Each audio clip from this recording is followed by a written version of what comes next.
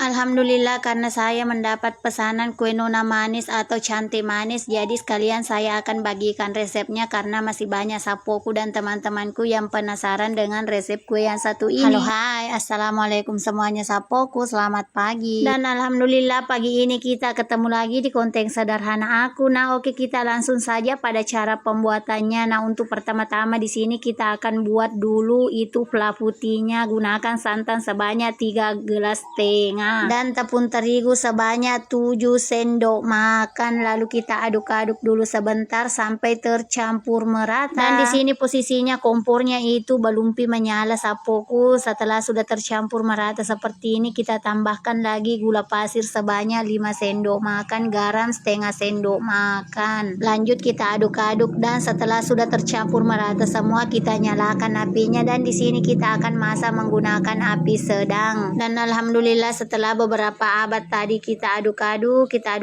dan teksturnya seperti ini. Nah, ini sudah masak mie, kita kembali akan matikan apinya lalu kita sisihkan dan kita akan buat adonan B.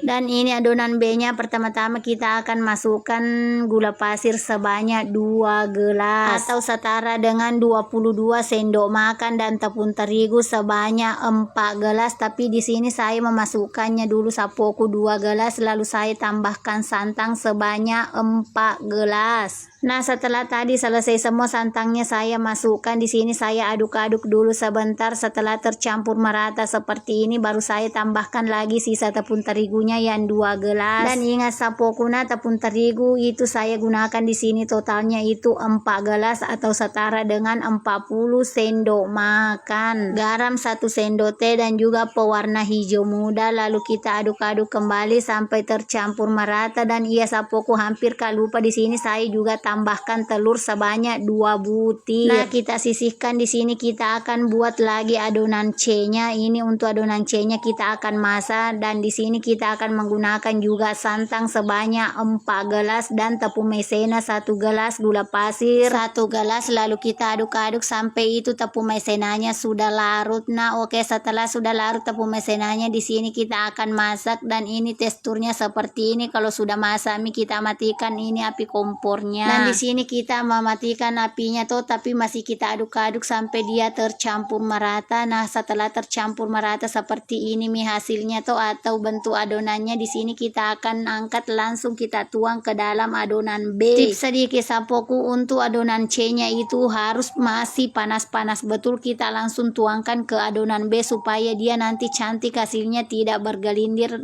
licin. Baru kita harus cepat mengaduk-aduknya sapoku. Pokoknya kita aduk-aduk sampai dia tercampur merata, licin, bening seperti ini. Nah, setelah selesai kita akan masukkan ke dalam cetakan. Dan untuk cetakannya sendiri sapoku, seperti biasa sebelum kita gunakan kita olesi dengan minyak makan tipis-tipis atau sedikit saja sapoku, jangan terlalu banyak. Dan alhamdulillah setelah selesai semua saya isi seperti ini jadinya. Dan untuk satu resep ini sapoku, karena di sini saya bikin 2 resep dan untuk satu resep itu menghasilkan lebih 30 biji. Jadi untuk teman-temanku dan sapoku bunda cantikku yang ingin mencoba, selamat mencoba, semoga berhasil. Bagaimana sapoku? Oke sih.